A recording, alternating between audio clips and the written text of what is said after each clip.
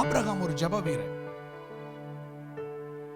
சோதம் பட்டணத்தை அழிக்க போறேன் அப்படின்னு சொன்ன உடனே ஆண்டவரே 50 நீதிமான பார்த்தா நீர் அழித்து விரா ஜெபம் பண்ணா. 40 நீதிமான பார்த்தா நீர் அழித்து விடுவீரா ஜெபம் பண்ணா. 30 நீதிமான்களை பார்த்தால் நீர் அழித்து விடுவீரா ஜெபம் பண்ணா. மன்றாடுனா, ஆண்டவரே இந்த பட்டணத்தை அழிக்க வேண்டாம், அங்க என் சகோதரன் இருக்கணும் மன்றாடு. ஆபிரகாம் அபிமெலேக்கு அவனுக்காக மன்றாடுனா. அவர்களுடைய கற்பங்கள் எல்லாம் திறக்கப்படணும்னு சொல்லி மன்றாடி ஜெபம் பண்ணினா. இப்ப நல்லா கவனிங்க. இப்ப ஆண்டவர் சொல்றாருல, 4th ஜெனரேஷன்ல உன் ஜனங்கள் துன்பப்படுவாங்கன்னு சொன்னப்ப ஆபிரகாம் என்ன பண்ணிருக்கணும்? 2 காரியம் பண்ணிருக்கணும். இப்பதான் ஆண்டவர்கிட்டே வந்தேன், இப்பதான் வாக்குத்தத்தெல்லாம் வாங்கிட்டு வந்தேன், இப்பதான் ஆண்டவரோட கொஞ்சம் டிராவல் பண்ணிக்கிட்டு இருக்கிறேன். இவர் என்னையா என் சந்ததி துன்பப்படும் கஷ்டப்படும்ன்றாரு அப்படின்னு சொல்லிட்டு என்ன பண்ணிருக்கலாம்? ஒண்ணு ஜெபம் பண்ணிருக்கலாம். இன்னொன்னு என்ன பண்ணிருக்கலாம்? இவரெல்லாம் ஆண்டவராயா? என்ன தோணுதா இல்லையா? என்னையா இவர் கஷ்டப்படணும்னு சொல்றாரு, நான் படுற கஷ்டம் பத்தாது, என்னுடைய 4th ஜெனரேஷன் வேற கஷ்டப்படணுமா அப்படின்னு சொல்லிட்டு எங்க போயிருக்கலாம்? திரும்பி தான் ஊருக்கு போயிருக்கலாம். நம்மளா இருந்தா அப்படிதானே பண்ணிருப்போம். ஒண்ணு ஜெபம் பண்ணிருப்போம். நம்ம வாழ்க்கையில சில கஷ்டம் வந்தா ஒண்ணு ஜெபம் பண்ணுவோம், இல்லைன்னா என்ன பண்ணுவோம்? தூக்கி தூர போட்டுட்டு நம்ம அறிவு என்ன சொல்லுதோ, நம்ம புத்தி என்ன சொல்லுதோ. உங்க புத்தி என்ன சொல்லுதுன்னா கேட்காதீங்க, உங்க அறிவு என்ன சொல்லுதுன்னா கேட்காதீங்க. உங்க புத்தி சொல்றது அறிவு சொல்றதெல்லாம் கேட்டீங்கன்னா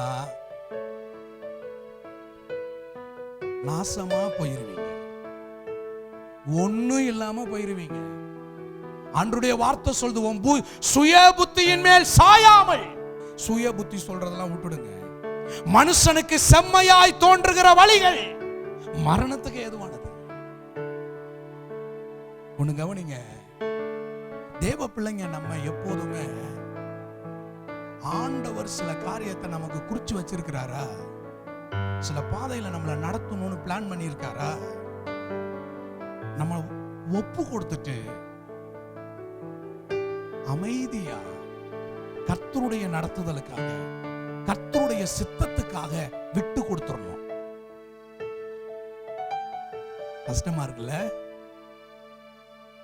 உங்களுக்கு கஷ்டமா இல்லாம இருந்தா இப்ப நீங்க என்ன தெரியுமா சொல்லிருப்பீங்க?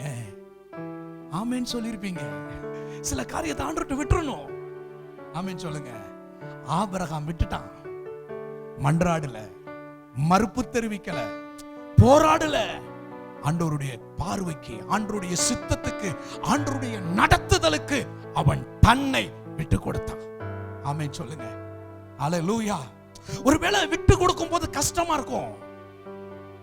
விட்டு கொடுக்கும் போது கொஞ்சம் நம்ம மனுஷிகம், நம்மளுடைய அனுபவம், நம்மளுடைய அறிவு கொஞ்சம் ஸ்ட்ரகிள் பண்ணும். நமக்குள்ள என்னடா லூசுத்தனமா நான் பண்ணிக்கிட்டு இருக்க அப்படின்லாம் தோணும். நம்மளை சுத்தி இருக்க ஆள்னு சொல்லுவாங்க, இப்படி இல்லாம பண்ணலாம் அப்படின்னு. இல்லைங்க, ஆண்டவர்கிட்ட விட்டு கொடுத்துடணும். ஆபிரகாம் அப்படிதான் விட்டு கொடுத்தான். ஆண்டவர்கிட்ட விட்டு கொடுத்தான், ஆண்டவர்கிட்ட விட்டு கொடுத்தான், ஆண்டவர்கிட்ட விட்டு கொடுத்தான். இன்றைக்கு கர்த்தருடைய நாமத்துல நான் உங்களுக்கு கர்த்தருடைய ஆவியில சொல்றேன், கர்த்தருடைய ஆவியின் ஏவுதலோட சொல்றேன், கர்த்தருடைய சித்தத்துக்கு விட்டு கொடுங்க. சில காரியத்தை விட்டுடுங்க, போராடாதீங்க.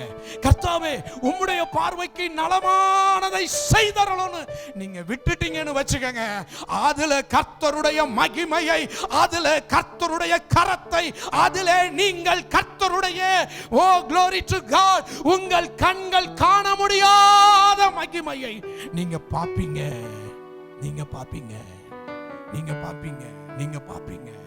தேவனோடு நடந்த தேவ மனிதர்கள் அப்படித்தான் தங்களுடைய வாழ்க்கையில தேவ சித்தம் என்று நிற்கிற சில காரியங்களை விட்டு கொடுத்து போனார்கள். ஆபிரகாம் அப்படித்தான் விட்டு கொடுத்தான். ஆண்டவர் விரும்புகிறார். ஆண்டவர் கொண்டு போய் எகிப்திலே என் சந்ததியை அடிமைப்படுத்துவார், சிறுமைப்படுத்துவார். ஆண்டவர் விடுறார். சில நேரம் சில காரியத்துல ஆண்டவர் உபத்திரவப்படுத்தி தான், உபத்திரத்துக்கு உட்படுத்தி தான் நமக்கு என்ன பண்ணுவார்? நான் நித்திய வழியை போதிப்பார். நான் உபத்திரவப்பட்டது நல்லது, அதனாலே உமது பிரமாணங்களை கற்றுக்கொண்டே. ஆமென். ஹalleluya.